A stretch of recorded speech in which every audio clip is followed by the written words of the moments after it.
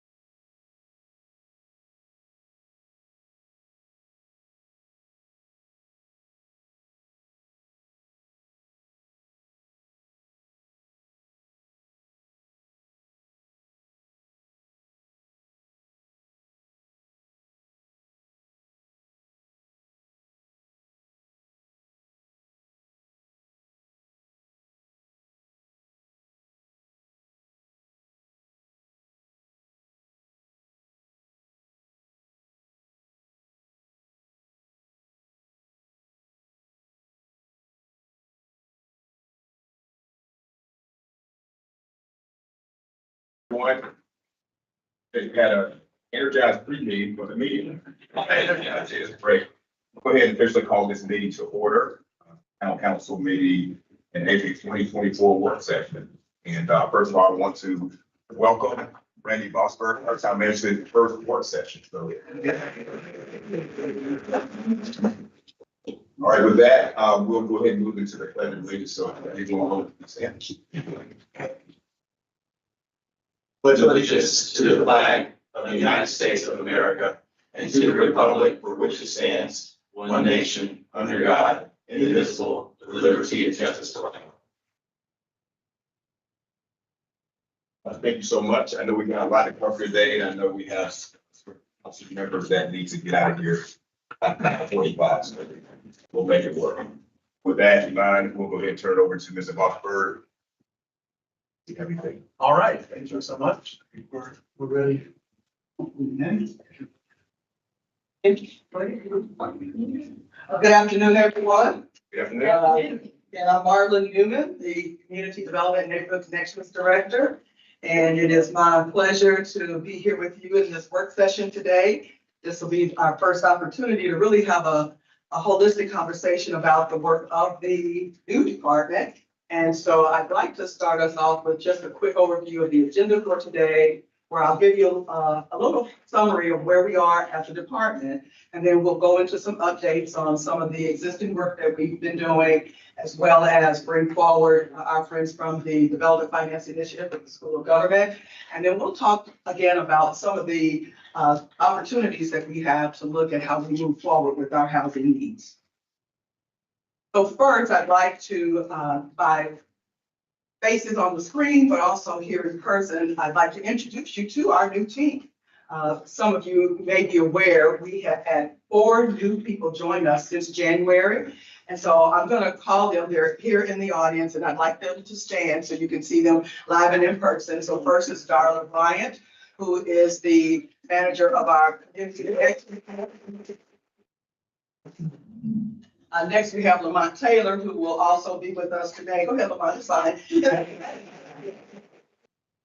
He's our newest member. He's been with us 6 weeks. And so he is our housing program manager. And then we have Brianne Gill, who is our community engagement manager. We have our housing staff. We have our senior housing specialist, Michael Lissingmeyer. I like to say Michael is our veteran. Michael was here when I got here. Michael joined the staff in October of 22. And then we have Rebecca Schamberger, who is our housing specialist. And as I mentioned, their bios, everyone's bios are in your packet, so I won't take your time to actually go through them, but I would say that I'm very pleased with the staff that we have. They're all very dynamic, energetic, and looking forward to seeing how best we can serve the citizens of Apex. So I'd like to start first with an update on Apex Cares. As you know, the program is an outgrowth of one of the recommendations from the Affordable Housing Plan. And so it was one of those midterm recommendations, which means that they were expecting us to try to stand something up in 2 to 5 years. Well, that was one of the very first things that rolled out. And since the inception of the program, we have assisted 30 homeowners. And so I think for essentially a 2 years span of time, that's a pretty good number. I think the original target was somewhere around maybe 10 people a year that we would be able to help. And so we've done very well with that. One of the interesting things I might mention though about Apex Cares, we have as a program cap, $15,000 per household. As you can see, however, the average spent per household was over that. Now, of course, we had some that came in under and then some that were significantly higher. But one of the other important things to recognize is that we used $554,000 in our funds. Rebuilding Together the Triangle actually went out and raised almost $200,000 to help us actually complete the work on those 30 households. So that kind of indicates to us that we might need to re-examine what we're looking at in terms of the amount that we allocate for the units. And so what I've done is created kind of a little checklist for you of some of those main things that we look to recommend and bring to you at some point in the future.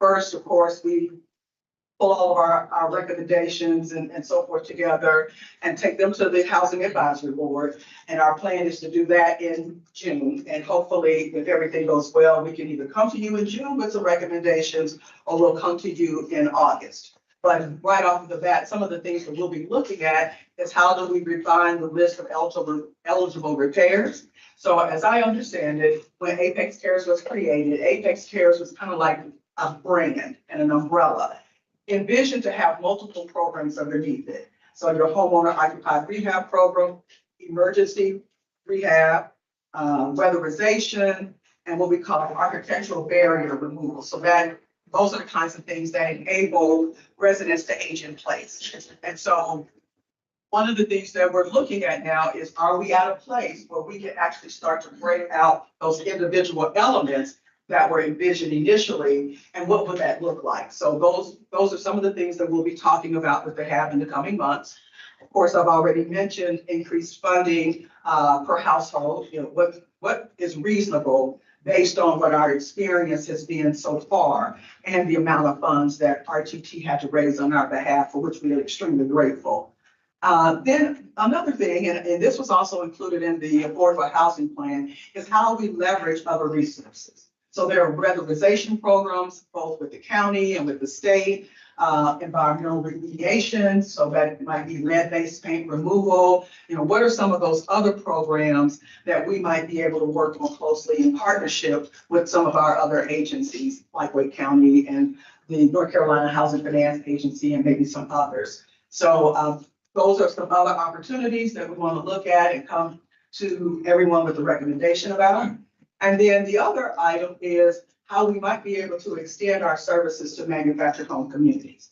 That's a little bit more nuanced, and we have to do a lot more research on that, because of course, with some of those dwellings, of course, they have a useful life. And so we have to be clear on how do we invest so that we can extend the useful life, while some may be beyond where we should maybe do as many repairs as might be desirable. So we'll have to really unpack that a lot, but that is also another area in which we would come to you all with some recommendations to enhance the program. And if I need to slow down, or you have any questions, just let me know. All right. Yes, sir. Just one question on Apex Cares, because I always feel like this is one of those funds that if we can zero that out at the end of the year, that's good. That's a good use of money. Mhm. How are we approaching or dealing with that gap with homeowners who may not be present, but are renters that are here. And those homes may need assistance or may be eligible for this sort of funding. So that will be included first in part of the recommendations that we look at.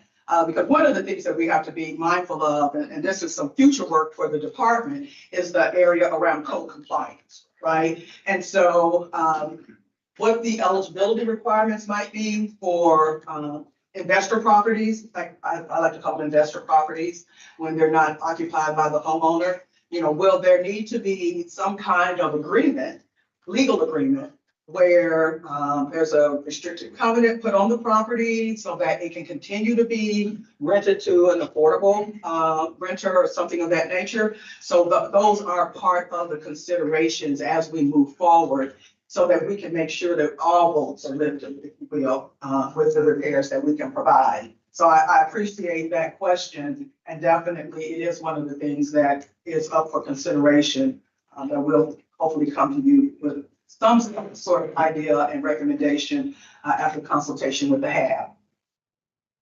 Okay. Mhm.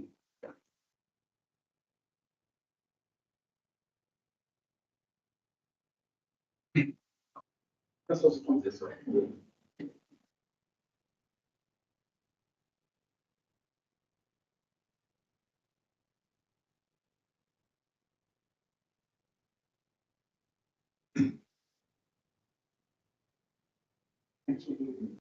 All right.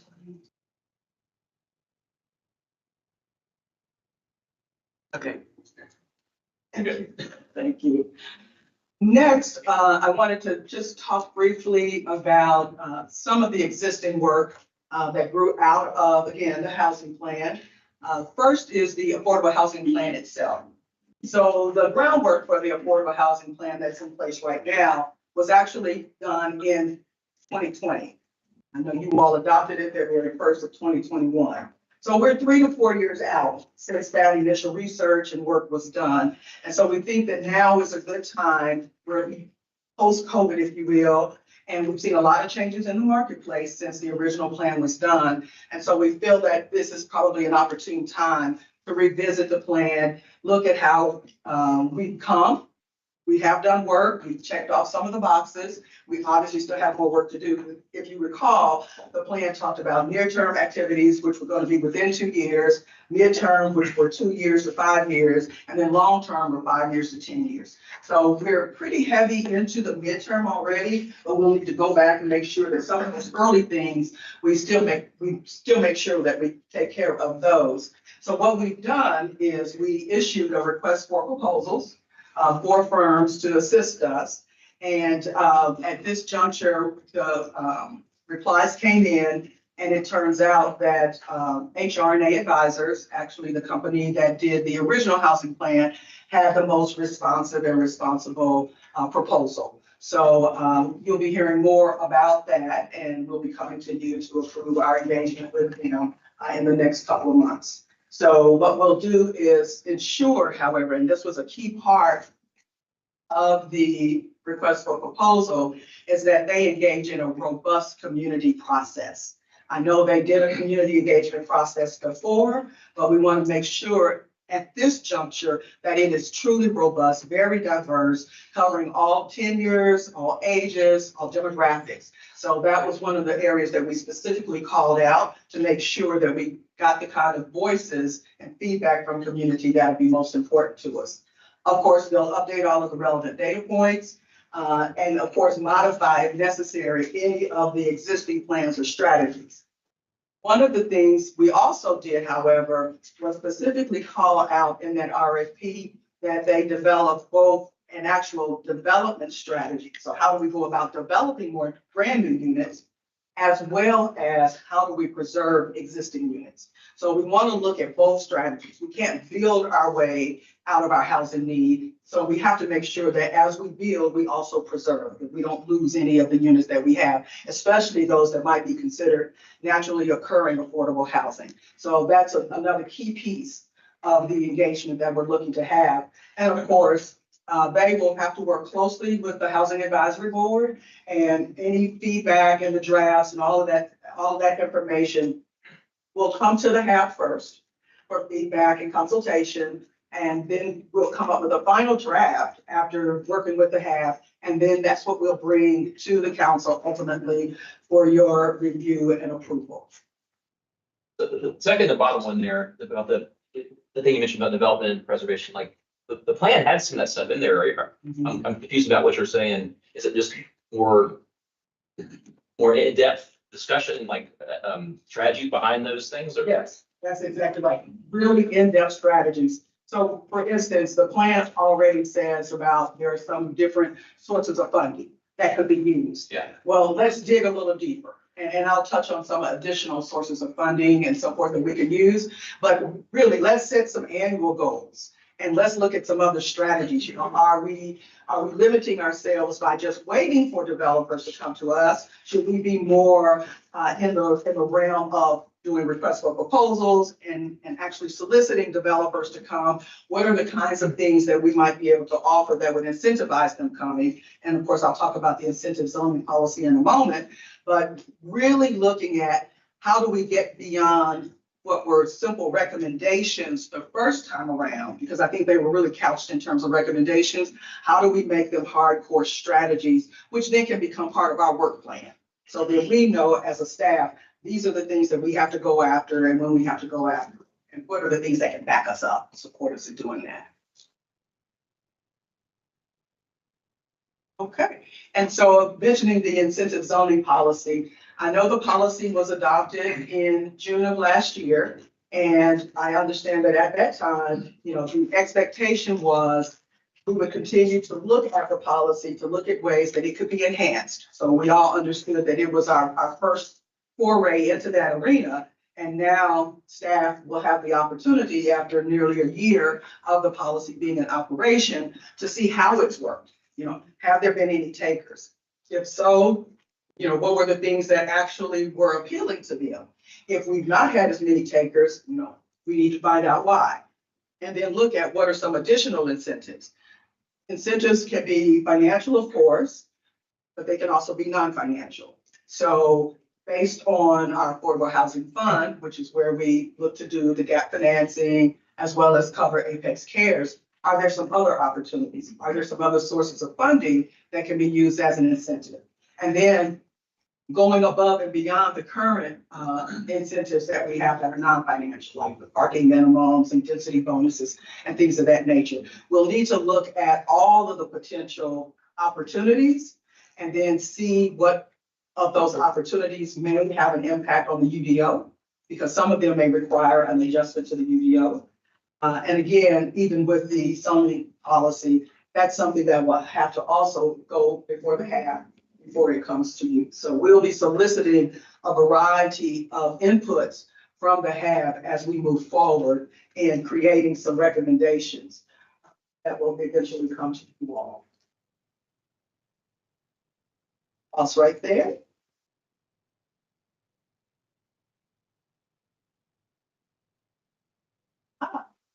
So at this point, what I'd like to do is invite Sonia Turner to the front here. She is the Senior Project Manager with the Development Finance Initiative with the UNC School of Government.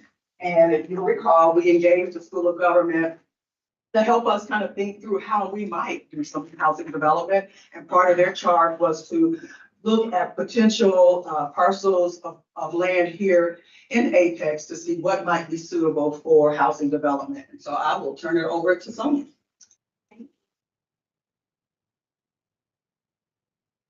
So thank you. I'm glad to be here this afternoon, and I'm glad to share our just an update with you of the analysis that we performed. We've been working with the town now for about 6 months, I believe. And we are eager and excited to share with you an update.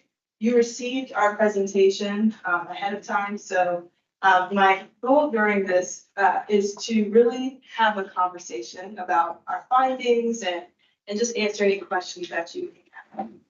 So we're going to take this time to discuss opportunities for affordable housing development within the town of Apex.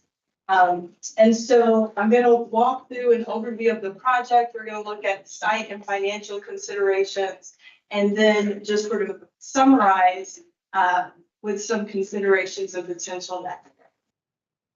Just as a reminder, we don't like to assume that everyone knows who we are. So DFI is a program of UNC Chapel Hill School of Government.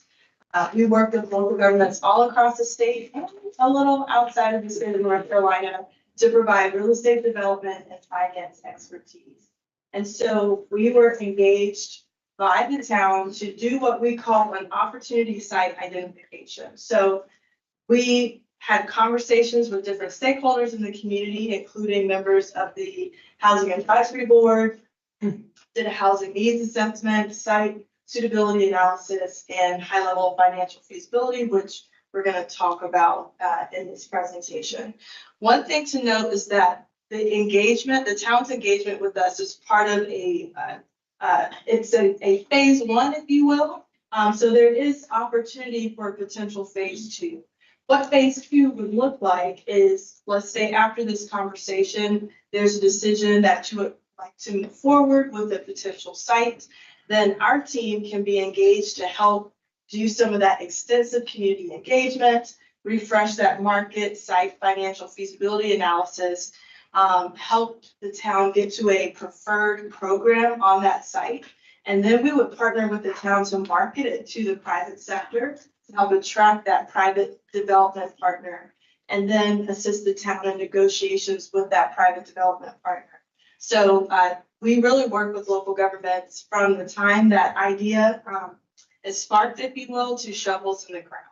So that's what a phase two looks like. So these housing priorities were pulled from your housing plan. This is not the exhaustive list. This is the list that was most relevant for our team's engagement. And so increasing the production of affordable units for low to moderate income households, so rental and homeownership opportunities, partnerships across the region, and then connecting affordable housing with transit. So again, we understand that there are quite a few priorities, but for the purposes of our engagement, these were the ones that most informed the analysis that you will see. So I'm going to dive right into some information about the town. Some of this you may already know, but for us, we like to make sure we understand the communities that we're in. And specifically, the town of Apex has the highest median household income among Wake County municipalities. So this is real for me. This was surprising and really important to understand when we're having a conversation about potential affordable housing opportunities. And so Apex has the third highest market rate multifamily rents among area municipalities, followed by Cary. It's behind Cary and Morrisville, and also the third highest median home sales prices in Wake County. A household needs to earn approximately $184,000 to afford the median home price on the market today in the town of Apex. So we like to have these data points, right? Because we are wanting to have this conversation about affordable housing and what we mean by affordable housing and who this housing will serve. And so when we talk about affordable housing, we are talking about housing that is affordable to households, housing costs that do not exceed 30% of that household's annual income. And so when a household is paying more than 30% of their income, we consider that household, and by we, I should actually step back. HUD, the Department of Housing and Urban Development, considers that household to be cost burdened. If they're paying more than 50% of their income on housing related costs, then we consider them extremely cost burdened.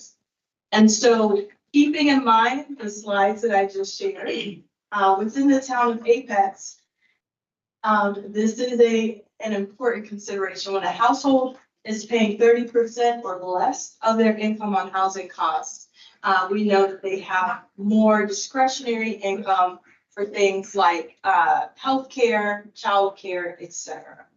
And so before I dive in and talk about what households can afford within Wake County and the town of Apex, there are a few important considerations for how the town can actually participate with affordable housing development.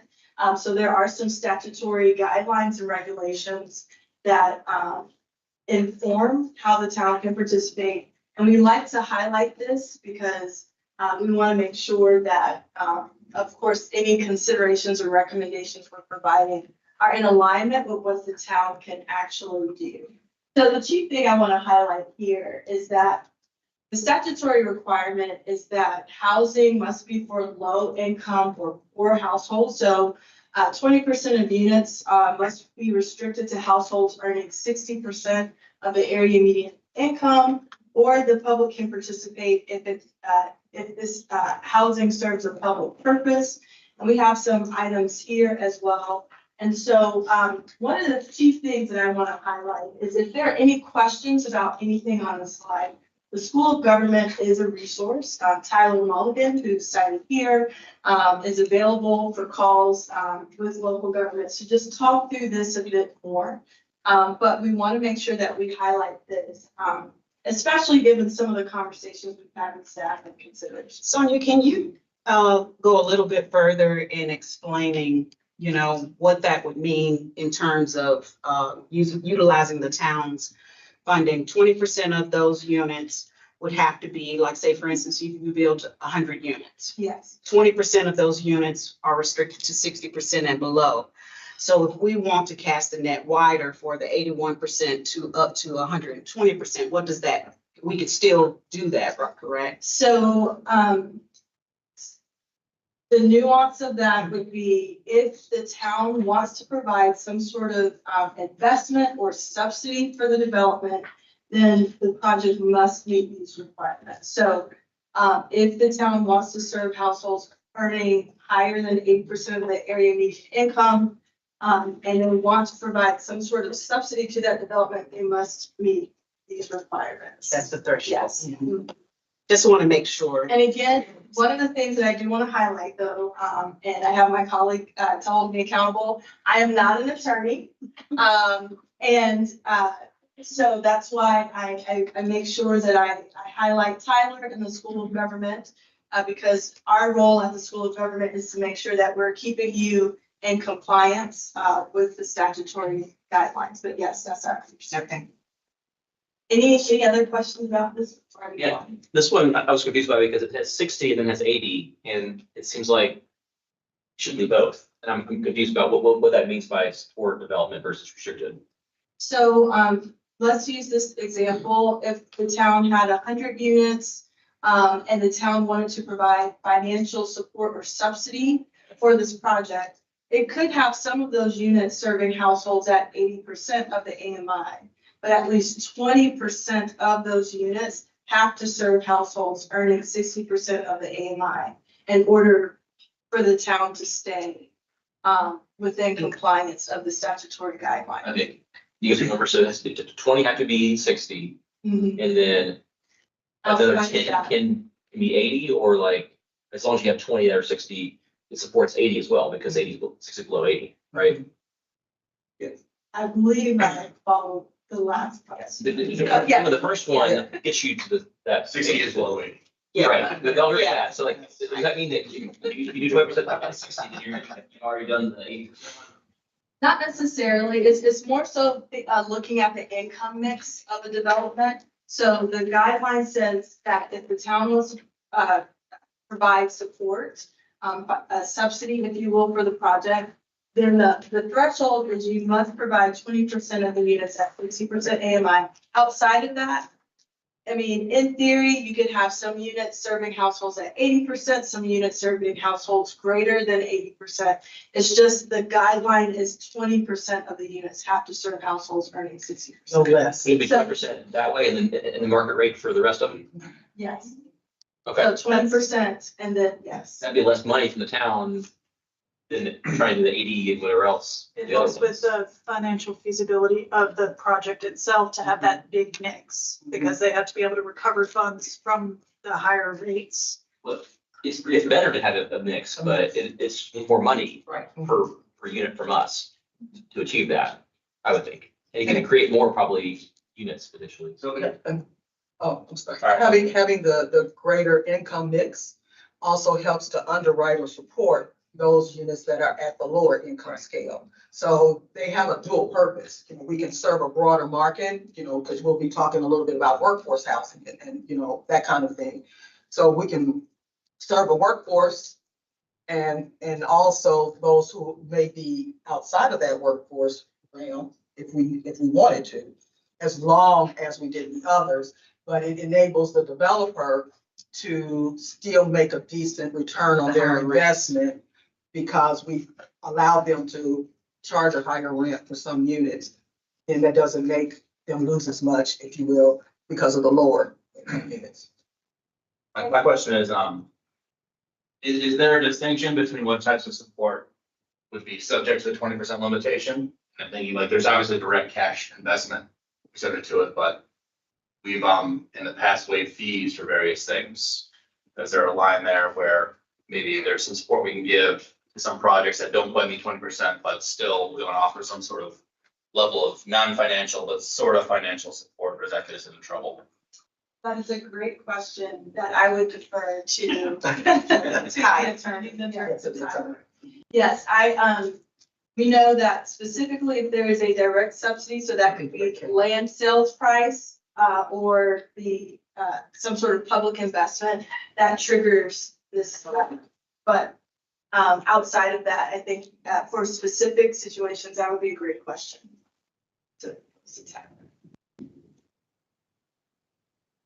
And the reason this is important is because we've heard, that there is an interest to serve households earning greater, around that 80% of the area median income or greater. And so we wanted to provide this as just that statutory sort of legal framework that the town will need to keep in mind when thinking about that. Any future projects.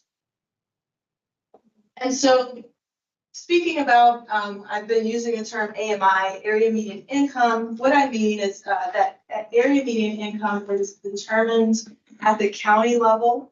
It is the median at the county level based on household size.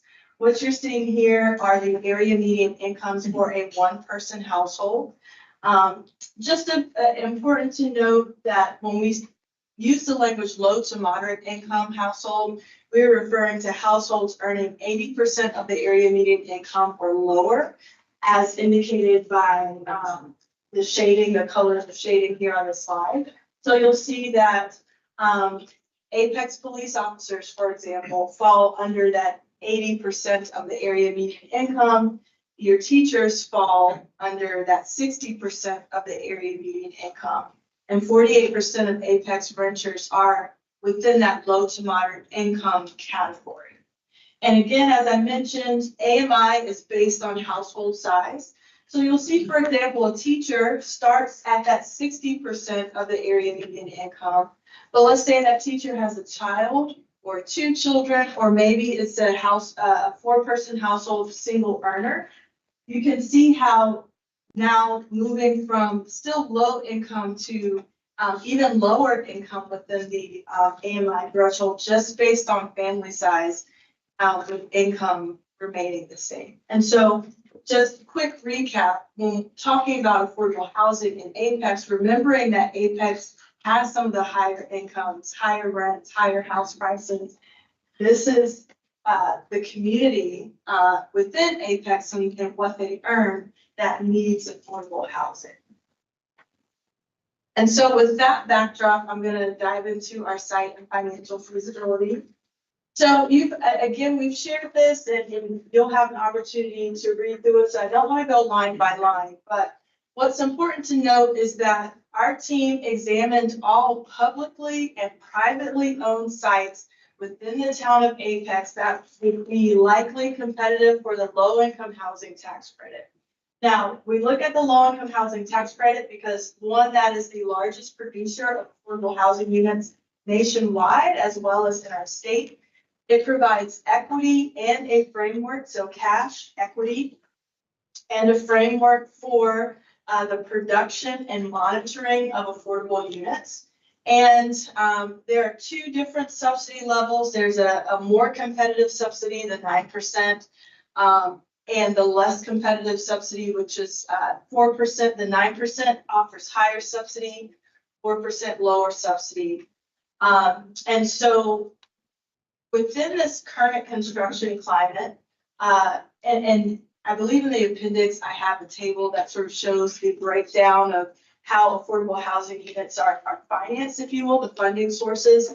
LIHTC really helps to fill a significant portion of the gap. So due to rents, again, it costs the same amount of money to build affordable units as it does market rate units, but you're receiving lower rents. So the conventional loan that you can receive is constrained by those cash flows. So what's next layered in is the low-income housing tax credits to help fill that gap. But what we've seen in recent history with construction costs where they are, even after that conventional loan and the low-income housing tax credit financing has been exhausted, there's still a financial gap. And typically, local government partners have been the ones to help fill that gap with low-cost capital. And so any questions about why we looked at LIHTC specifically? And it's the next slide, but can you explain the criteria?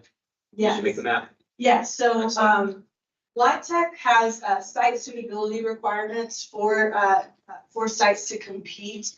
And a lot of those site suitability requirements are pertain to access or proximity to amenities. So you get a higher score if you're closer to grocery, pharmacy, hospital, schools, et cetera. And there's sort of a minimum score threshold.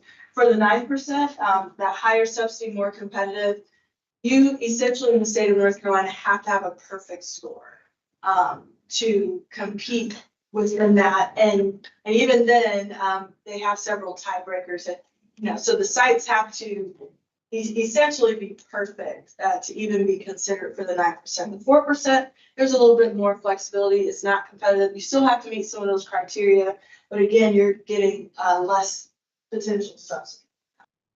Does that help answer your question? Yeah, I just, Okay. in my head, I have like 3 or 4 additional bus routes that I think would be useful. And I was trying to figure out if we built all those, start operating those with this dark blue, how much would it expand on the map?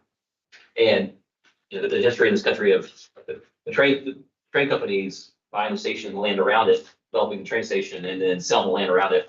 And that's like the paying for the trains. And I was like, we're not making a profit here, but we can buy up land outside the blue area, but we know we're gonna put a bus route there and it would get the 9%. We should target it heavily or even do the bus. Yeah, and then again, it'll depend because at LIHTC, they have very specific distance requirements to the grocery stores and some of these amenities. So a bus route would definitely help with scoring, but the way that scoring is done in the state of North Carolina, we would just have to look at the specific site and make sure that it's still proximate to other entities. Okay. So, Healthcare is one. yes. Amenities. Yeah.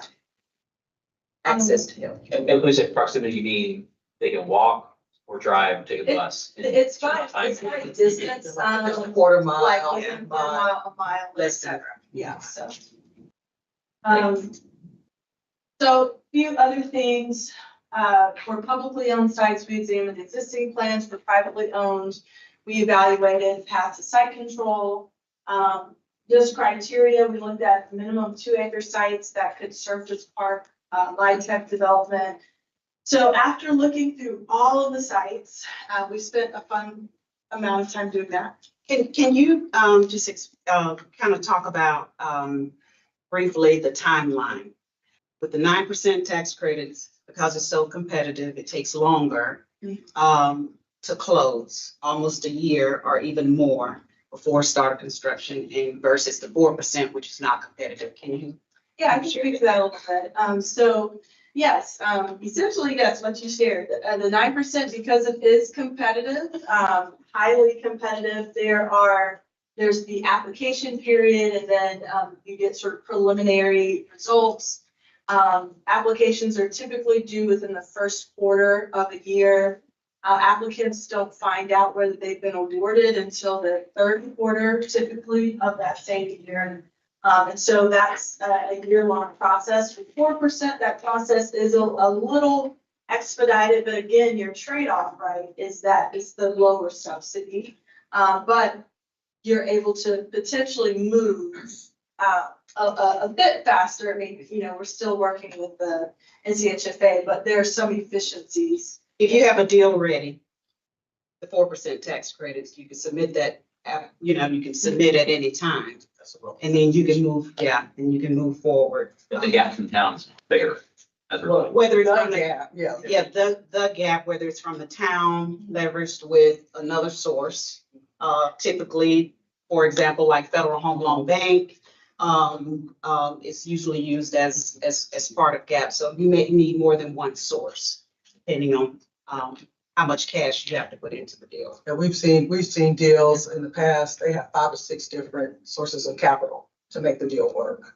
Home, Federal Home Loan Bank, local municipality, FHA, it just depends.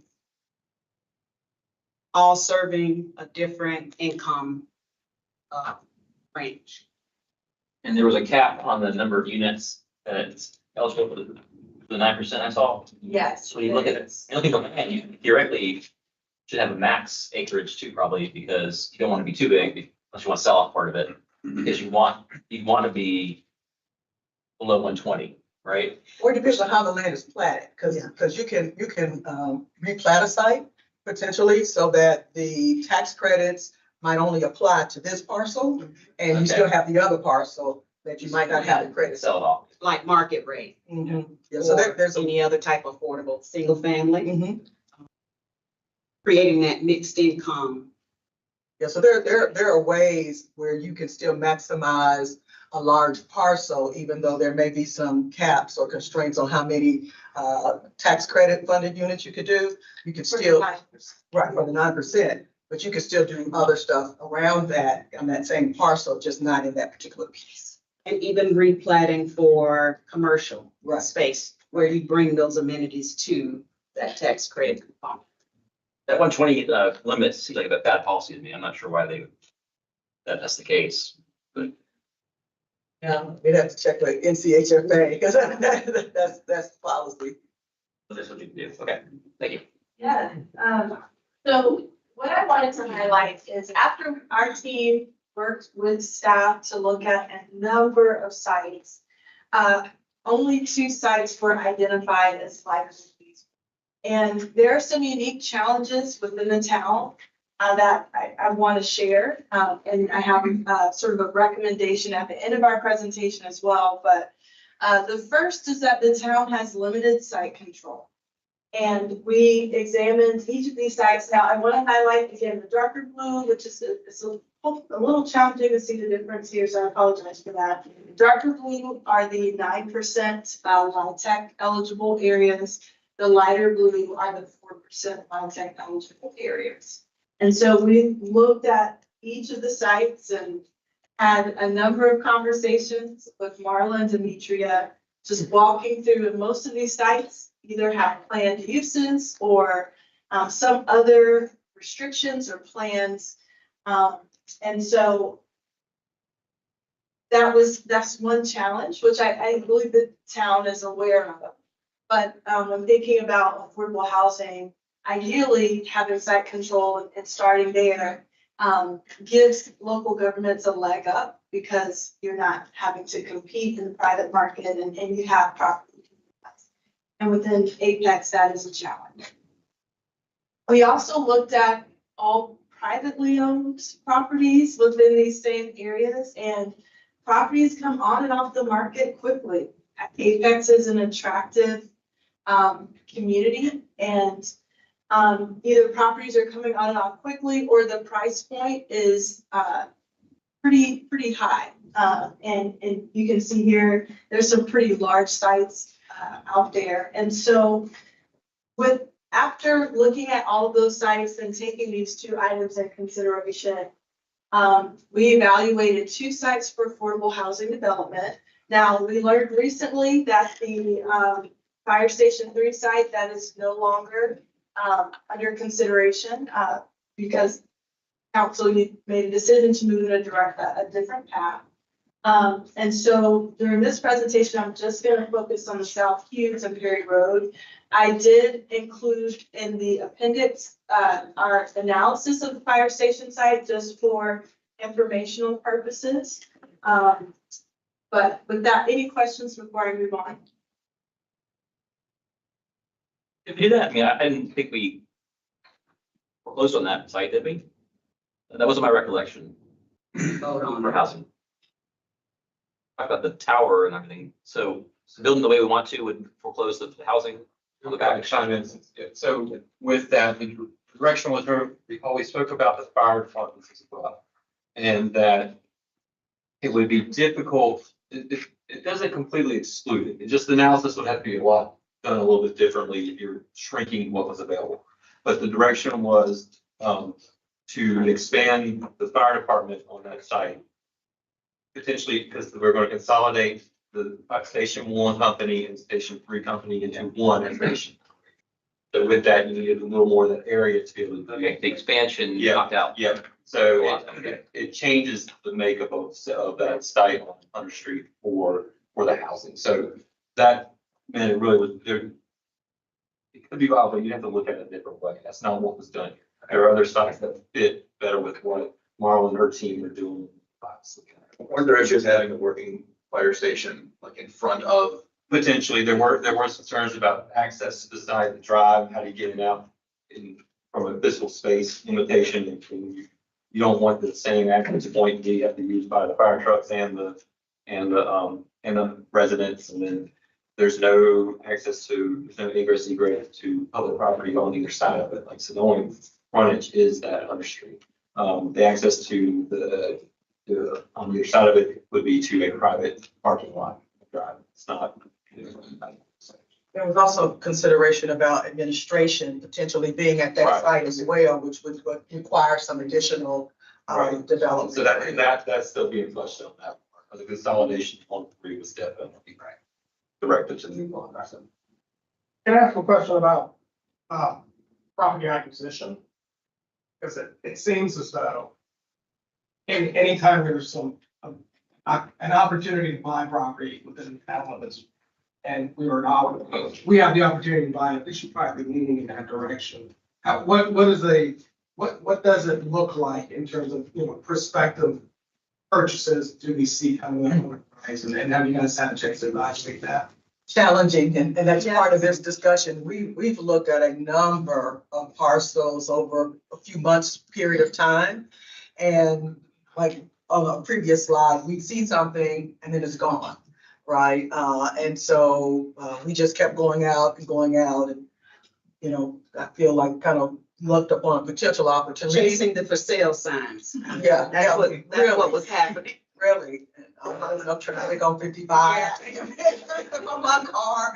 I mean, really, yeah, it's been very challenging. And so, and I hope we can have some other conversation later about opportunities, but this one kind of presented a good shot for us if you decide. Great question and great segue if you will. So we're going to talk about the South Hughes Street and Ferry Road site. It's a 7-acre site. So this site is likely competitive. The site is near the DHIC development, Broadstone Wall. And a few things to note about this site is because of the size of the site, there are multiple development options available to the town should they choose to move in this direction. Multiple potential access points, which I just heard was one of the considerations, right, for the fire station. And there's potential for phased development approach here. Regardless of the approach, though, if the town were to move forward with this site, site control would be implemented.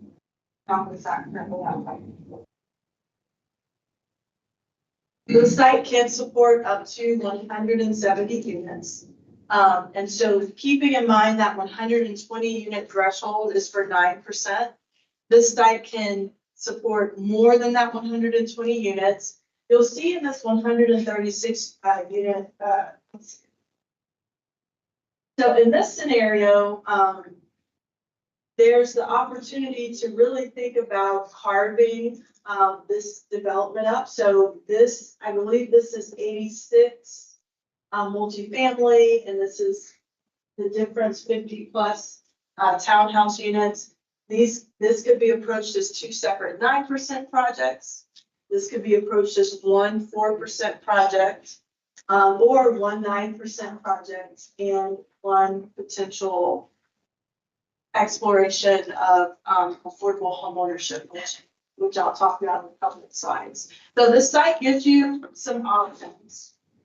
And the public participation for the site would range from that acquisition up to 14 million. And that 14 million is assuming this 170 units as a 4% LIHTC project, what that financial gap would be. We like to look at that at a gap per unit basis, and that gap per unit is consistent with other 4% LIHTC projects that are happening in the area. And so to what I was saying earlier about, I threw out the term affordable home ownership. So with this site, because of the size of the site, there is an opportunity to explore potential home ownership options. And so similar to rental, providing homes for households earning less than 80% of the area median income will mean there will be a financial gap on the developer side, but also the homeowner side, homeowner down payment assistance, closing cost assistance, et cetera.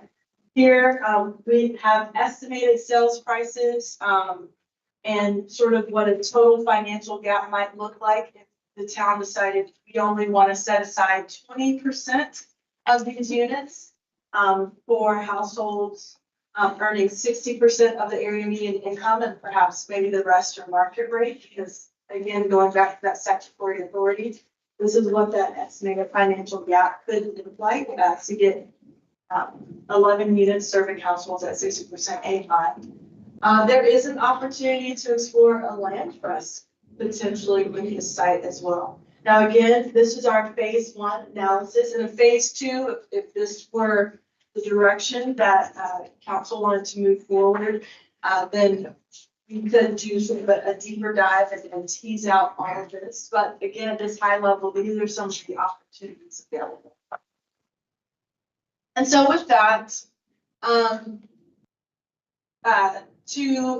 Mr. Gray, to your comment earlier about property acquisition, that was one of the first things that came to our minds as well at DFI, is because properties come on and off the market so quickly, the town having an acquisition strategy in place would be really helpful to allow the town to react quickly to opportunities as well. And so if the town wants to assemble property for affordable housing development, then we believe the town can play a proactive role today in establishing that criteria so that when that opportunity hits the market, then or comes up in conversation, maybe on market, the town is in a position to move quickly.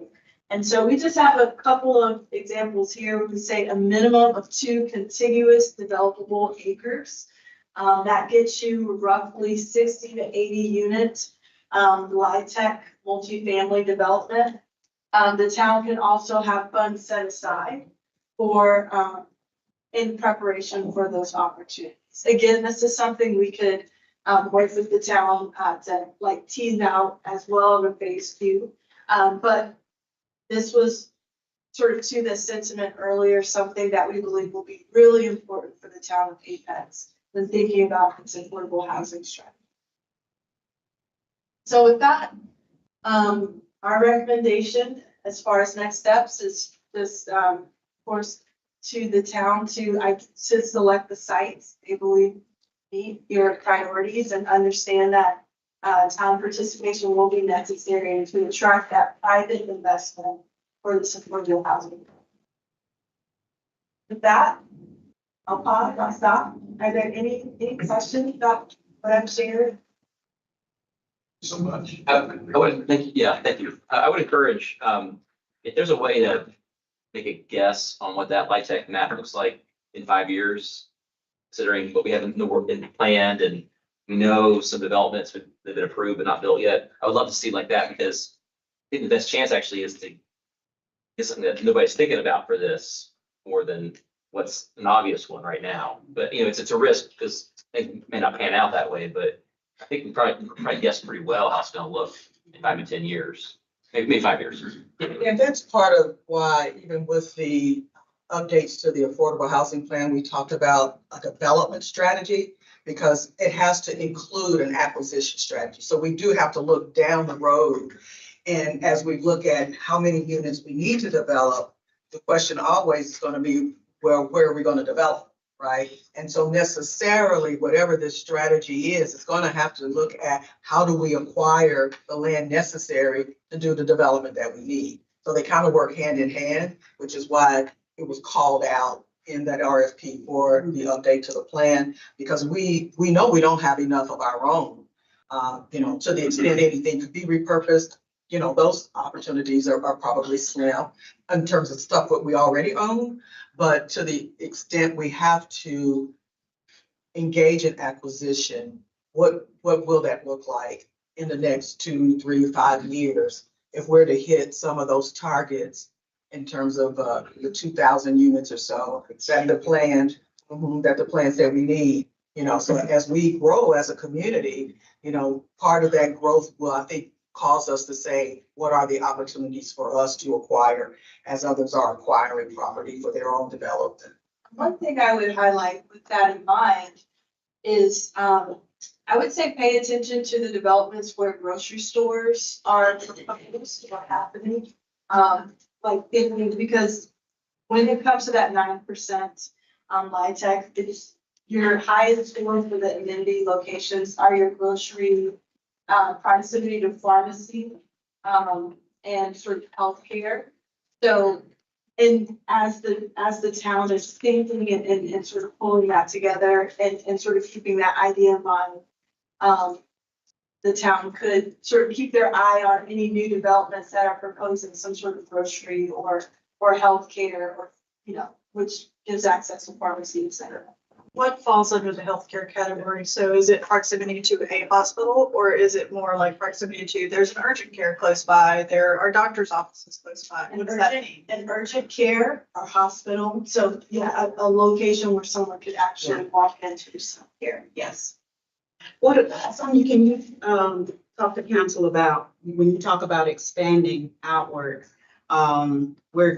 if you start expanding outward over the next 5 years, you're getting away from all of those amenities. How does that impact being in that qualified census tract area? If we go further outward, are we becoming a difficult development area because that gets into the rural space, if you will? So how does that impact how we move? Yeah, that's a great question. Yeah, we would have to look at the map because currently, part of the reason we have limited options is because as you move further out onto the fringes, proximity to those amenities fall very quickly. And so we would have to look at a map and sort of identify, what happens. Let's say if a grocery store is developed, but maybe it's still too far from an urgent care or healthcare, like what that means as far as what's eligible for LIHTC and how that impacts. I'd have to double check about the qualified census tract and difficult development areas and see how that overlays with Apex. But yes, those are all things that the town would need to keep in mind. So I'm thinking about specifically down towards Sweetwater area as that develops. The plan was grocery store, urgent care, that type of setup there. So that also opens that corridor up just a little bit more to potentially look at acquiring properties and things like that. I'm also wondering, this would be really hard, but partial properties that could be combined with one to get you over that 2 acre amount. I think a hard analysis to do, but I bet it's possible to kind of say, we get that little triangle of an acre from here, combine that with something else, it could be viable versus, I mean, I wonder if that's even possible, if you guys have thought about that. Yeah. Yeah, being able to find those opportunities, because then you could get those and then you could replat it as one parcel. So there are those opportunities to buy independent parcels potentially and create that mass that you're talking about. And one thing about housing finance, state housing finance agencies, you know, for a place like Apex, you have to start to get more creative, you know, about how you develop. For example, what you're talking about, and having those conversations with the state finance agency, because, and I'm pretty sure they're aware of those areas that, you know, you gotta be creative with developing, because we don't have the properties. It's expensive to build here, let alone affordable. So it's almost like we have to get in front of the Housing Finance Agency, Wade County, all of those funders that could help bring those types of resources to these projects. We gotta get creative, we gotta think outside the box. We can't wait for, you know, it to come to us, if you will. We have to have those conversations today, as opposed to waiting 2, 3, 4 years down the road to see how, you know, the landscape is going to shape out. Someone talked about where we are with us potentially being our own entitlement community. I know that's something you've talked about in prior years. That's, I was gonna touch on that Yeah. one.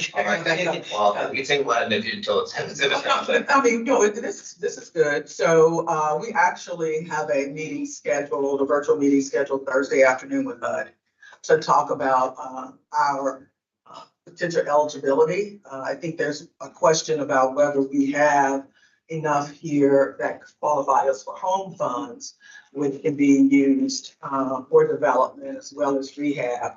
But we may have an opportunity for CDBG, we're just not sure. So we asked to have a conversation so we could understand what the possibilities are for us to tap that as a source of funding. Now, of course, you know, we have a relationship with Wake County and can access those funds through Wake County.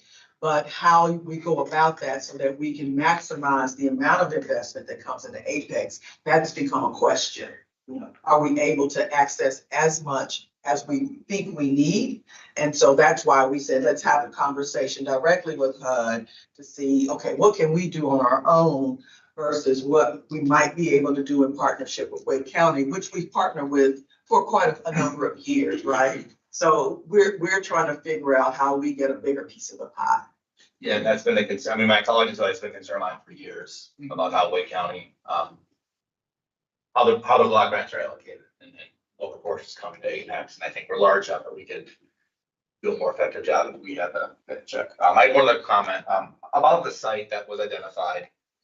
I get nervous whenever a town puts a site up on a presentation in a public meeting saying, hey, it would be great if we had this. Stuff starts to happen when that occurs. So I guess, I don't know if you're looking for direction from the council today or if we're just talking about it, but you know, to the degree that we can move on that, I think would be awesome. There were some other comments about, or questions on there about number of units and whether you wanted to go with rentals or home ownership opportunities. Procedurally, like when those decisions have to be made, should we try to acquire the property first and then discuss what we want to do with it, or do you want to have a conversation right now, or are you going to move on? Go ahead. I think we need to table the conversation around any real estate, moving forward with that discussion. We have to do that in a closed session. I noted the rental versus ownership, that's different than the site itself. The rents were pretty similar across Wake County, but the home values were very wide range. Yeah. To me, that suggests go for the rentals because we're not so skewed too high, that comparatively. I mean, I actually agree. Like, I feel like the rental market itself has also gotten kind of out of whack the past couple of years. And, More product you have out there, the more that you can sell, so. yeah, so I feel like we're lacking. I mean, and there was a chart earlier about homeownership costs and how they've exploded and how it's gotten so big. And one thing that wasn't called out specifically, but was on the slide is like the interest rate for mortgages today is outrageous. And it's like, it's starting to go up the past couple of weeks as well. And that represents a big chunk of that delta of how it's gotten more affordable. And that's something that's beyond our control. Like the fact that the cost of mortgage has doubled for the same size home. What do you do, right? And I think to me, and you know, just from my perspective, that would also say that focusing on rental units in the short term, trying to get those online, provide a baseline for people to get to Apex. And then eventually, yes, moving up for homeownership. Maybe the mortgage situation is better in 5 years or 10 years. But for today, like getting a massive amount of those affordable units on our market is or built is what I'm interested in. And some of these conversations, and another frustration I have, is talk about, 5% here, 10% there, even 20%, it's like 11 units. Those numbers are so small, and like the need is just growing way faster than our ability to even talk about producing them, or a handful of units. We really need multiple more broadstone walk size projects where it's 100% affordable, at 107 units or something to really put a dent in the problem, or otherwise we're sitting around a table, make ourselves feel better, doing something. Well, a couple of things. One, in terms of staff, we've been talking about, some of the future things that we wanted to bring to you. One, though, was going to start with the conversation that we had about when we have other developments that are looking to be rezoned and what have you, how much should we ask or require in terms of their investment for affordable units? And even if it's not that they actually build those units, then how much should we really ask them to contribute to the fund that makes sense? Because I'm just going to make up a number for illustration purposes. So if it costs $275,000 to build a unit, then if they don't want to build a unit, then do we still request that they put the 275 into the fund so that we can get the unit built somewhere else or some other way, rather than a smaller contribution, which we've seen historically? What should we really be asking for of those developers who come in wanting something from us? What do we ask them for in return? So that's a conversation that we're looking to tee up with the HAB in the next few months, because I think that we could be asking for more, just being frank with you. And that also includes a conversation with developers who are interested in interested in building communities here. And so that's something we have not done as far as bringing them, to the table in whatever kind of space that looks like. But I think they need to understand what that looks like in Apex, and educate them on what that $275,000 can do. We could build that house doing infill, on a vacant lot somewhere, giving an opportunity for someone to purchase a home, for example, an employee. So, and actually, I'll dip a little bit into some of the other stuff we're going to talk about. As we're examining the different kinds of funding opportunities that might be available to a developer, we realize that one of the things we need to do is have a developer workshop so that we can bring them into the room and say, here are a whole list of different funding sources you might be able to tap to actually help you do more development here, or do it in a way that helps make homes more affordable. But even on the home ownership front, and there was a line at the bottom of one of the slides that talked about a land trust. See, conceivably, we could purchase some land, put it in a land trust, So then you're only selling, if you will, the value of the improvements. Well, that starts to make it a little more affordable because part of what's driving the housing cost is the land. So if we take that out of the equation and now you're looking at the improvements, that makes that home more affordable. And of course, they can still, build wealth. And there's some limitations on the amount of equity and so forth that they might realize later if they sell it, but they can still walk away with some equity from the home if they were to decide to sell. So those are some of the, as Demetri was saying, out of the box kind of ideas that we want to throw everything up against the wall and let's see what sticks and what we can work with. And we're talking about those individuals who are above that 80% of the area median income. We talked yesterday and Town Manager Randy mentioned the Alice population. That United Way calls it the Alice population. That's the population that lives above that 80%, but they still cannot afford, to purchase a home. Alice means asset Limited, income constrained, employed household. yeah, it's kind of that gap, it doesn't fall apart. Right below the floor, right above those, that can't be subsidized. So it's that gap in the middle. That's right. Not necessarily middle class, but a gap. That's right.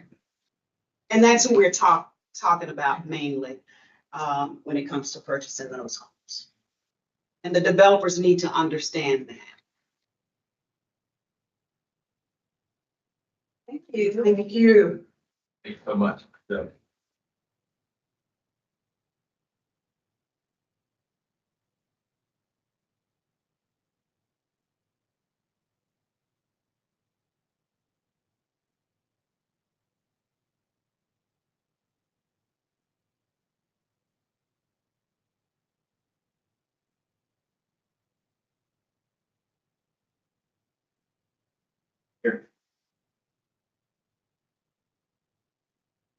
And so once again, I'm Lamont Taylor, and I'm not going to try to remember the words of the acronym ALICE, but it's an excellent segue to what I want to share with you today. And you've heard most of what's on this slide. Land availability clearly is a major barrier to development of affordable housing here locally. And of course, the DFI presentation focused mainly on the HUD definition of sort of what affordability looks like for those at or below 80% area median income. In a market like this, however, there's another income band that struggles to find affordable housing, and that's what we call we called it missing middle income, but it's really sort of middle income. So folks who are at the middle of the income range, not high but not low, but in the middle.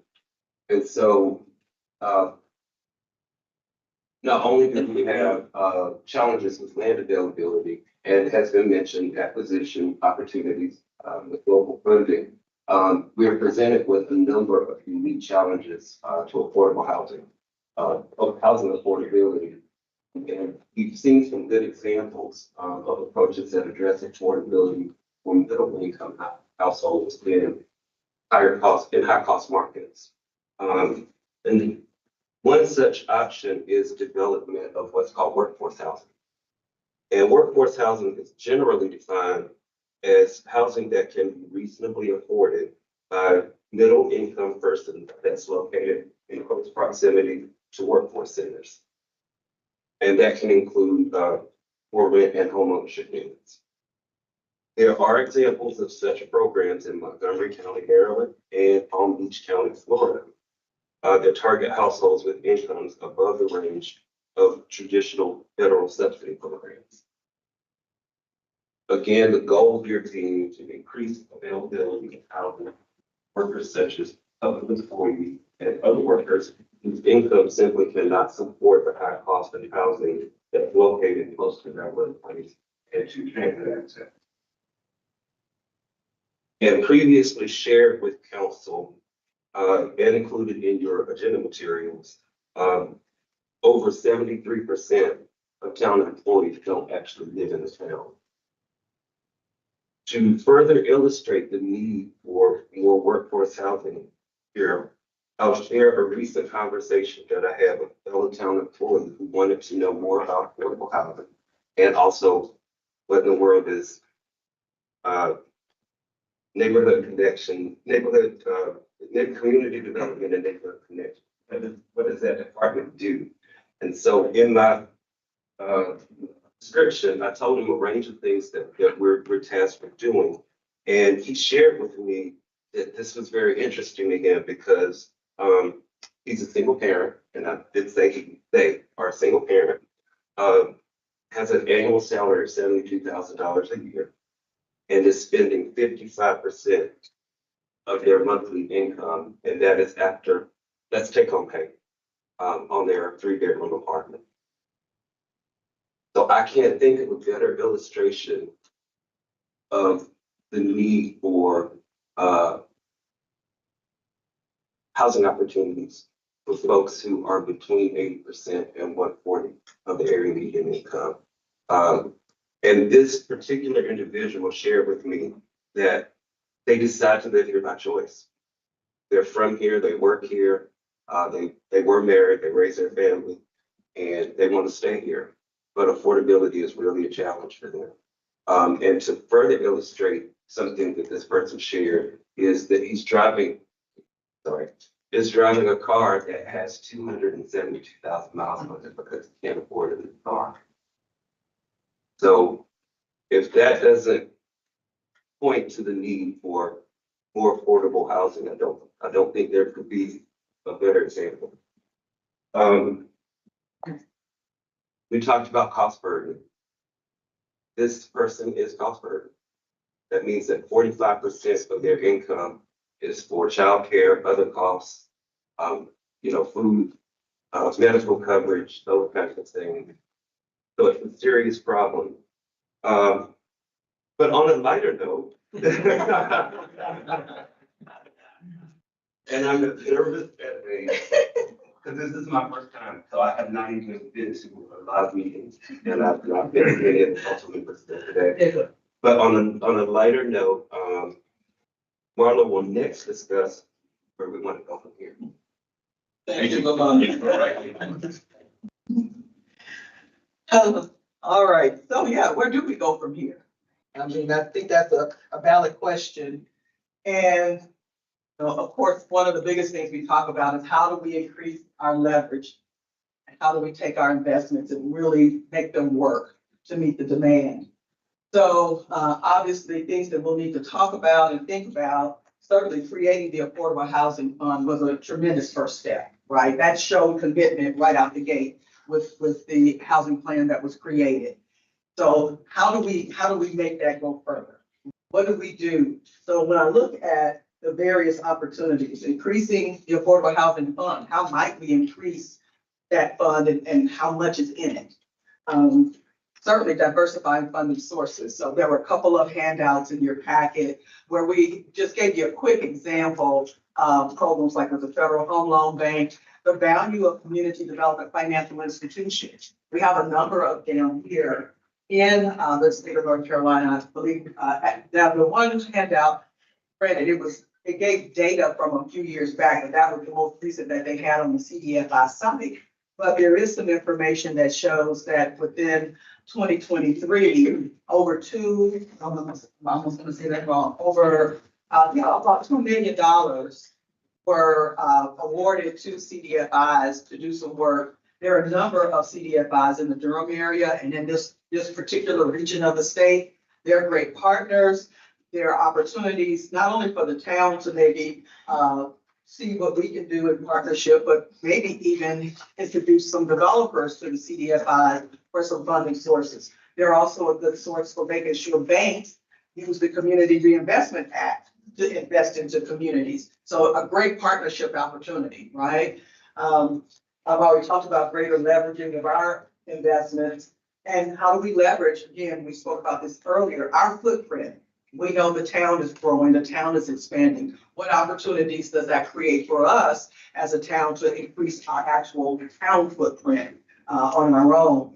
And then, of course, and I think I mentioned this in the CIP work session, are there any opportunities to repurpose some of our existing properties? Are there some shared uses potentially that we can explore? Again, things that we could talk about at another time, but really just wanted to kind of put on your minds some of the conversations that we're having, some of the things that we need to talk about. Again, earlier, like I mentioned, a development strategy has to include an acquisition strategy, right? How do we get more money available that we can offer to developers? What are some of those non-financial incentives that we can also offer to get us more of the units that we're looking for? And how do we partner with others?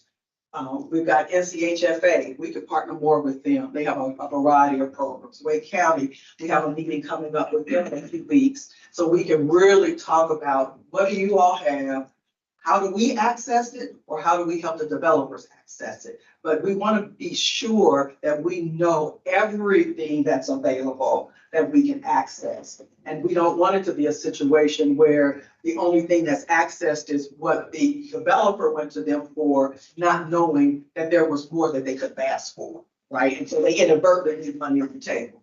So we really want to be partners in helping our developers understand what's available. And again, that's part of the reason that we're looking to have a workshop at some point to discuss all of the funding that's available.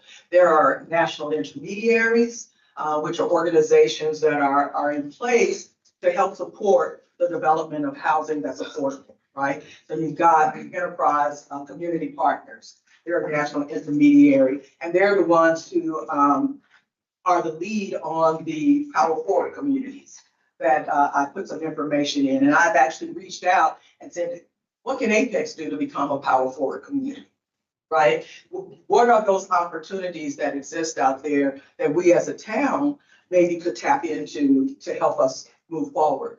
Another national intermediary is the Local Initiative Support Corporation. Most people know it as LISC. I've worked with LISC. Demetria worked with LISC back in our other lives. Katrina Day. Yeah, that's right, the Katrina days, and even before Katrina. And they were created by the Ford Foundation in 1979 with the explicit purpose of helping community development corporations and communities build housing that's affordable. So, is there an opportunity for them to come to this community, for instance? They set up offices in different cities around the country. There's a partnership where you have a local advisory committee or board. They raise funds, and those funds are matched by LISC to help, promote the development of housing that's affordable. Is there an opportunity? Now, LISC, Apex as a community probably couldn't support a LISC, but is that an opportunity for a regional approach? Unlike a lot of cities, we don't have a big foundation sector or a big corporate sector that can invest in our work. So are we able to maybe link up with some other communities in our region, and they can bring some of their power to bear, and we collectively can work on a partnership that can also benefit Apex. So those are some of the various opportunities that we would like to explore. Get your blessing at times to reach out to some of these and maybe ask for some introductory meetings and so forth. But there are a variety of things that I think we can pursue that can help us go where we want to go.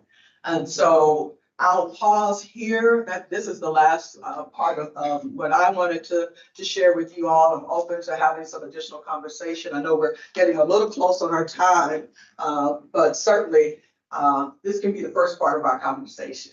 And keep in mind, community development, financial institutions, when you start thinking about the commercial component, that's also where New Market Tax Credit lives. And so that housing component versus that commercial component as we grow outward, bringing the amenities to the low income housing tax credit community through that commercial resource Packaging. That's right. And do a really visioning a big development where you, like she said, bring in the commercial finance with the New Markets tax credits, you have your low income housing tax credits, and then various other sources of funding. Now, it takes people who are skilled. who can do that kind of work, but they're out here because we've seen them do it in so many other communities. The question becomes, how do we create an environment where that's attractive for somebody to come here to do it? And you talked to planning, when they are discussing with developers, the possible uses for commercial and be like, well, for housing at least, the best are hospitals and pharmacies and I guess grocery store, like you said, and planning's like, okay, well, we're going to severely limit the things that we want to see in these commercial areas to the things that are most important for housing for the developer, and they're gonna push back because they want flexibility, but like, has there been that discussion of like land use and zoning interacting with this? Not with us in planning from a commercial standpoint. No, we haven't. We want that. Yeah, Yeah. I do. I think that's a necessary conversation, particularly as we're looking at, I mean, when I say, I feel like we should be buying up as much land as possible, I'm not just simply talking within our town limits. We can expect to grow, we can expect annexations to occur, and we should plan accordingly. And that means, a lot of these things that give us the funding, for Lusky aren't necessarily bad things for every community out there. I mean, we want to have transportation nodes next to, healthcare next to amenities. So it seems as though these are not incongruent planning philosophies. It just seems as though we probably need to make sure we're integrating and making sure that as we're going through that coordination, that you guys are in on that coordination and providing that lens so that we can say, yes, as we are thinking about these areas that are, up for rezoning, that these factors are taken into consideration. Because, that's one of my big concerns is, and I'll just change topic very quickly. One of my big concerns is that as we grow further and further westward and southward, where we're going into the rural residential kind of location, it doesn't seem to make sense to me when we're talking to developers and we're saying, well, one of the houses that you get to put out here is gonna be, a low income affordable housing. I mean, it seems like we're gonna be saddling somebody with debt, and I don't like to give away that line from our standpoint of saying we want affordable housing. So I like the idea of you guys going back in and figuring out, what's the right mix? Is it housing? Is it dollars and asking for more dollars? I think that's an important thing for us to get across. And with that said, I think it's really important as you start to have these workshops and conversations with development, that they understand that as a council, we're holding the line on this and we're not gonna back down and almost make sure that we're conveying we want more. We understand that the property is valuable. We understand that there is going to be a profit that's made. Yay, capitalism. But I think it's important for us to for them to understand that we still have our needs that we need met. And in my standpoint, our strongest leverage is still zoning. That's our strongest thing. And if they really want it, I think it's important for them to understand where we're standing now, and more importantly, where we want to stand in the future. Better transportation, better sidewalks, better affordable housing, and continually reminding them of that as they're part of the conversation, because they need to be part of the conversations. But I think as in any poker game, you've got to be able to say, this is what I have in my hand right now, and I'm not going to move back on it. I can always move forward. We also have to think about how we define that affordable. Yeah. Are we talking about affordable housing? Because, we talk about this all the time. How do we get us to define it in Apex? Affordable housing that is affordable, market rate affordable. We have to think about all of those things and where the income ranges live. So when we're talking to developers, when we start talking about affordable housing, the first thing they think about is someone who is 60% and below. Well, they can't afford this type of house, but we have to help educate them on, well, where there are no amenities, we're talking about that workforce, that's 81% up to 120%, the workforce housing piece where they do have vehicles. And so we're not necessarily talking about low-income housing tax credits at that point. We're talking about bringing resources to help those individuals who are in that $100,000 range where salaries but still can't afford to purchase them. I feel like that affordable conversation is a sliding scale. Yeah. I mean, we have mobile home parks that are certainly gonna fall well outside of that definition of the median at, slightly below average Apex resident. We know that's going to be the case. So I think as we're thinking about that affordable spectrum, I mean, we're using about 3 different guns to shoot 6 different targets. Whether it's Apex Cares, whether it's how we want to provide incentives with regard to rezoning, or what we're putting around in order to make sure that we can get these resources. I think that sliding scale that we're talking about, it's got to make sure it's encompassing those who already live here, who are in a position where just by virtue of staying here, affordability starts to come out of scope. Right. And then those who are just trying to establish themselves here, and affordability may be outside of scope. And then those that we have who work here and we want to attract here, and affordability is rapidly starting to really grow out of scope. So I don't know if we can come up with one definition. I feel like we're gonna have to have like a sliding target range. Range of incomes that we have to serve, because we've got a range of people with a range of needs. And so we have to make sure that we serve that entire range. Now, granted, there are some areas that might be better served by other players in the field. So for instance, Wake County has a housing authority. Well, they target a certain income range. So how do we partner with the housing authority so that they can maybe do some targeted development for folks who meet that range? I think right now they have maybe 10 or 12 units here in Apex, but how do we get them at the table so that they can participate more, so that we can make sure that everybody at every income band, so to speak, we are cognizant of them and we want to help support them. And so how do we do that? And even for the manufactured home community, they have, and that's a whole nother discussion that Marla has mentioned that, is so important to have later on. Fannie Mae, the Fannie Mae tool, their duty to serve rule now states that's part of that rural housing, manufactured home communities where they actually provide mortgages for those individuals or financing for those individuals.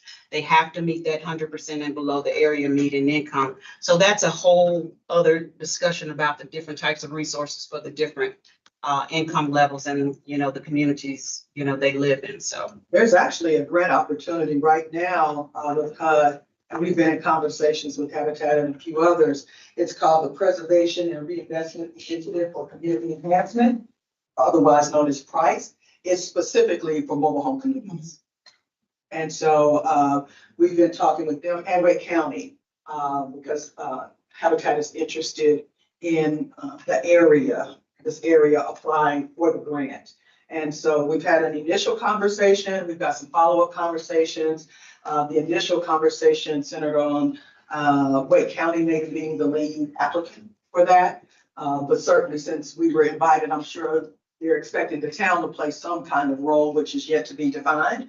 So we'll be having some other conversations. Obviously, we'll keep you abreast, keep the HAB abreast of what those conversations are. But at least HUD has recognized that there needed to be some money specifically targeted to the mobile home communities. So just know that we are in conversation about that as well.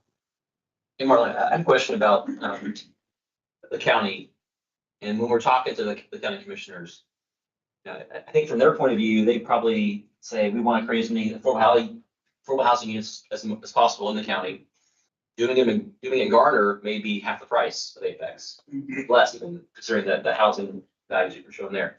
So how do you recommend we talk to them to say, or maybe we'll make promises about we can kind of fund this gap or whatever, but like convincing them that the units in Apex are worth investing in, even if they're more expensive somewhere else in the county. I think it is a combination of, what is it we bring to the table to kind of help with the cost. But also I think them understanding that as a community, we're trying to be diverse in multiple ways. And as a community, we have some objectives that we need to meet or would like to meet around who calls Apex home. And so I think that we can share our data and help them understand, the wide disparities that we have in income here and how we want to kind of lessen some of that disparity. So I think it's really a matter of how we tell our story about who Apex is and who we desire Apex to be. And because of our commitment to who we desire Apex to be, these are the things that we are able and willing to bring to the table to help someone decide they want to invest in us. So I think it's a matter of how we tell our story. And are you telling that story to the Wake County staff when you talk to them? Oh, yeah, for sure. And do you have talking points that maybe you would share with us about how you're talking to their staff and maybe how we could talk to the county commissioners? Same way? Create those. Okay, I think that'd be helpful. Yeah, some of us, we have lived this stuff for so long, we just talk it, right? It's second nature, but we can certainly create that. Because one of the things that we've talked about quite a bit since I joined the team here is how we talk about this work. How do we help educate the community about housing affordability? Who are we talking about? How are we trying to serve them? And making sure that everyone understands who we're talking about. And so that all kind of lends itself to how do we message, right? And so that's another part of some of our work plan as a department is how we talk about this work. And so part of that will be the speaking points and just clarifying some things. Ultimately, how will we define affordable, right? So those are all things that kind of factor into how we tell our story and how we help people understand that the folks we want to help, might be their childcare worker or the clerk at Walgreens that they chat with when they go pick up their prescriptions, right? Really putting a face with the people that we're talking about, we're trying to support. So we can work on that and provide you with talking points and whatever you need. Thanks. Right. Make them YIMBYs instead of Yeah. YIMBYs. I think the good thing about, good and bad thing about, as our prices rise, as our, with our last housing evaluation and people realizing how much the cost is skyrocketing for housing, it's much more of a common conversation when people talk about affordable housing, instead of it being this other thing out there that other people have to deal with, right? It's more of a, everybody's having to deal with this conversation. So I think that putting it in the mainstream like that, I think is going to be super helpful when it comes to doing community surveys on all of this information. So I think that's a positive.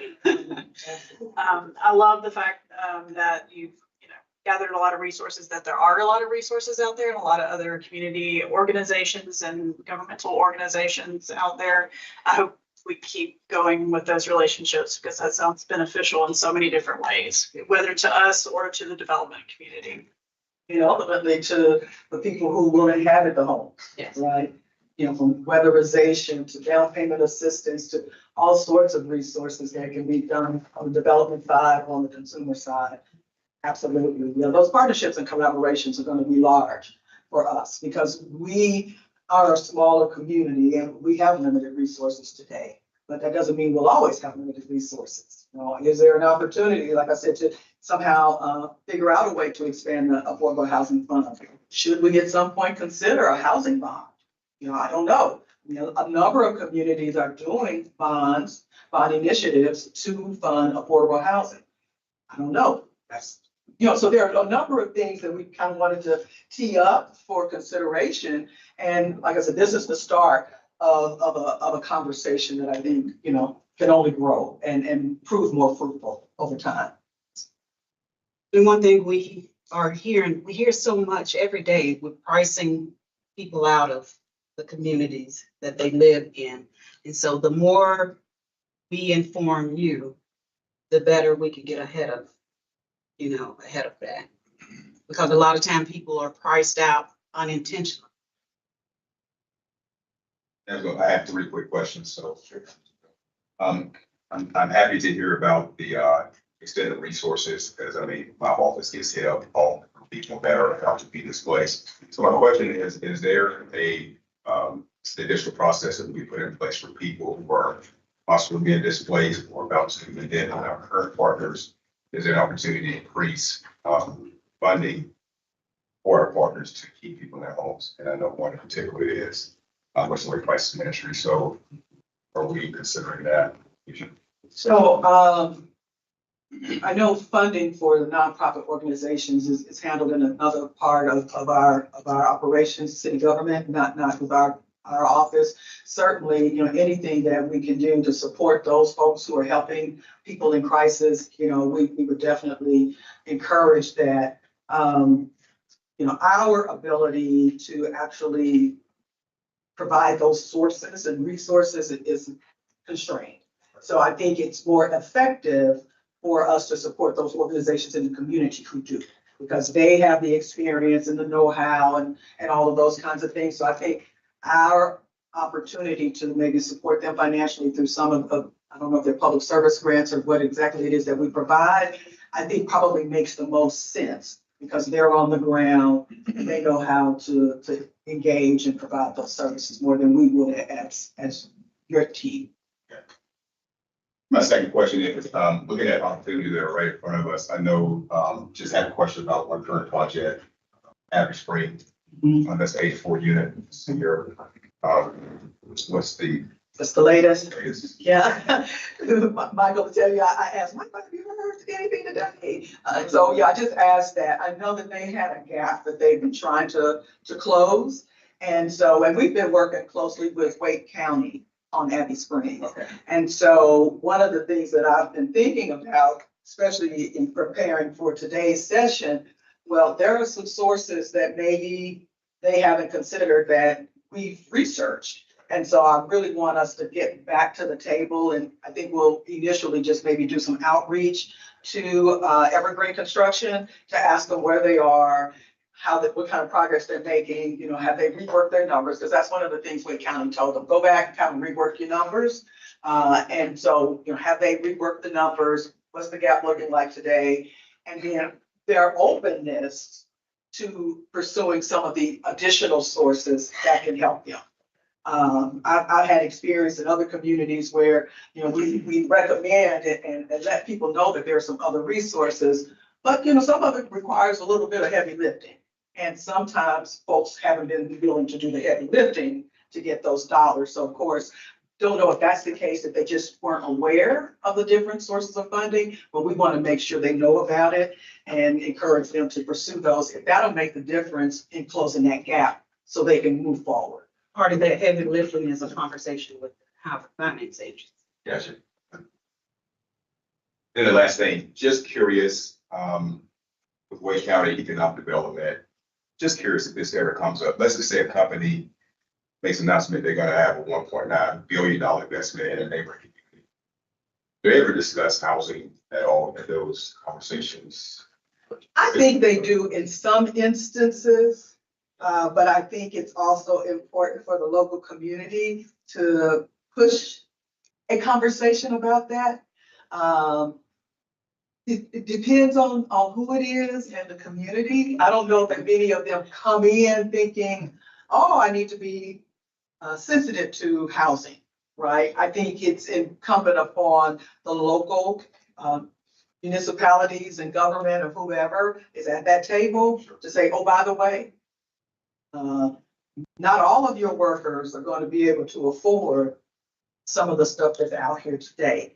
You will probably have some in your workforce who need some of what we were just talking about earlier. So let's have a conversation about that, especially to the extent they're asking for any tax incentives and rebates and other investments of local and state money.